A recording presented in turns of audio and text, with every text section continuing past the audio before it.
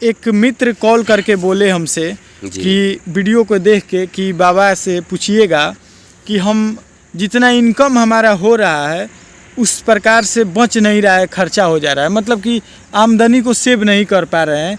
ये समस्या है, उनको बरकत जो होता है वो नहीं हो रही है। तो बोले कि अपने बाबा जी से ये सवाल रखिएगा, आप अगर इसके बारे में कुछ बताएं तो। जय श्री राधे। सबसे पहले मैं आपको बता दूं कि आपके चैनल के माध्यम से जो भी भक्तगण श्रोतागण देख रहे हैं उन सभी को राधे राधे। भगवान उनकी मनोकामना पूर्ण करें। और कल के भी आप हमारे पास आए थे कुछ विषय लेकर के, जिसमें कि हमने आपको बताया था, शायद पितृदोष के विषय में भी आपने पूछा था। जी महाराज जी। तो आज का भी जो आपका प्रश्न है कहीं ना कहीं उससे भी जुड़ा हुआ है, क्योंकि ये एक पितृदोष का भी लक्षण हो सकता है सर्वप्रथम। दूसरी तरफ देखते हैं तो इसके कई कारण होते हैं। घर में या तो पितृदोष है, इससे भी हो सकता है। घर में अगर कुल देवी कुल देवता हैं जो कि उनको भरपूर जो चाहिए जैसे पूजा नहीं प्राप्त हो पा रही हो, पूजा नहीं मिल रही हो, या फिर जागृत नहीं हो, उसके कारण से भी ऐसा हो सकता है। इसमें कुछ वास्तु दोष का भी कारण होता है, जिसमें कि घर के पूरब या उत्तर कोने पर, ईशान कोण जिसको कहते हैं, वहाँ पर गंदगी डस्टबिन को रखना, ये आमदनी तो होती है लेकिन बरकत नहीं हो पाता है, ये लक्ष्मी वहाँ पर स्थिर नहीं रह पाती है। तो ये सब जो कारण है उन कारणों को भी माना जाता है। ऐसे मुख्य रूप से जो व्यक्ति है, जिस व्यक्ति का परेशानी है, उस व्यक्ति को भी देखने या समझने, या फिर उस व्यक्ति का जन्म कुंडली जो है उससे भी पता चलता है, जो कि सही स्पष्ट क्लियर हो पाता है कि इसका कारण क्या है।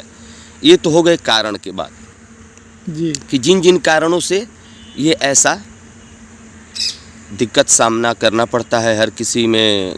अगर देखा जाए तो प्रायः ऐसे 50% भारत में भी, हमारे देश में भी लोग हैं जो कि ऐसे तंगी से जूझ रहे हैं। आमदनी तो है लेकिन बरकत नहीं हो पाती है। तो इस चीज़ को दूर करने का उपाय शास्त्रों के अनुकूल बताया गया है। ऐसे वेद में 1,00,000 मंत्र हैं। 1,00,000 मंत्र में 80,000 मंत्र कर्मकांड से जुड़े हुए हैं, जिससे कि कर्मकांड होता है। 16,000 ऐसे मंत्र हैं जो कि तंत्र के सिद्धि के लिए उस मंत्र का प्रयोग किया जाता है।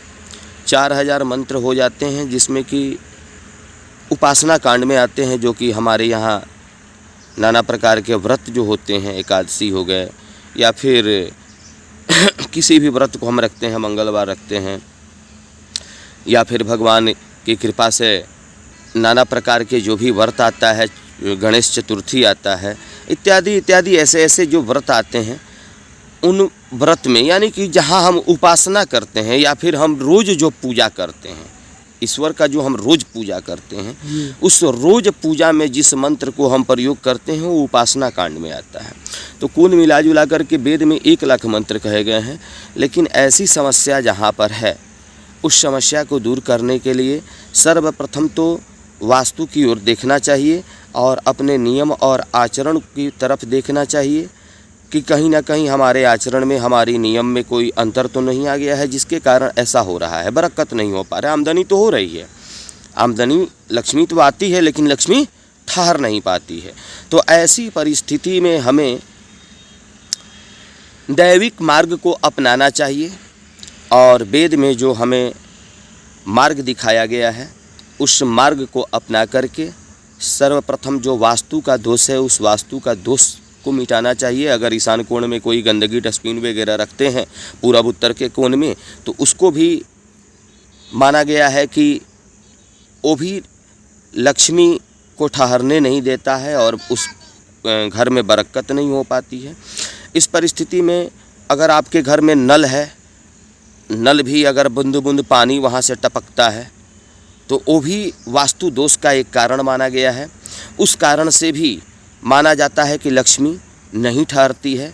ऐसे इस तरह से वास्तु दोषों को नज़रअंदाज नहीं करना चाहिए।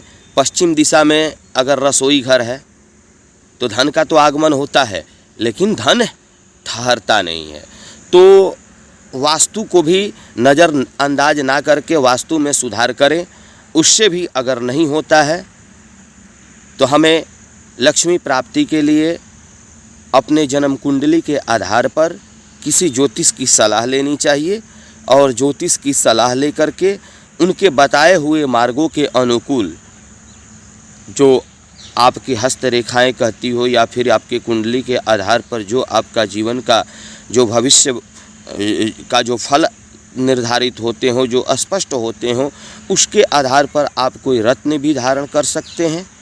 अगर वो भी दिक्कत नहीं है तो आपको या हमें किसी को भी जो हमारे सनातन धर्म के अनुकूल जो मार्ग बताया गया है, वेद यही कहता है कि कनकधारा स्तोत्र का पाठ करें या फिर किसी ब्राह्मण से कराएं, श्री सूक्त का पाठ करना चाहिए या फिर किसी ब्राह्मण से कराना चाहिए, किसी भूखे को अन्न भोजन देना चाहिए, चिड़ियों को दाना देना चाहिए, मछलियों को दाना देना चाहिए।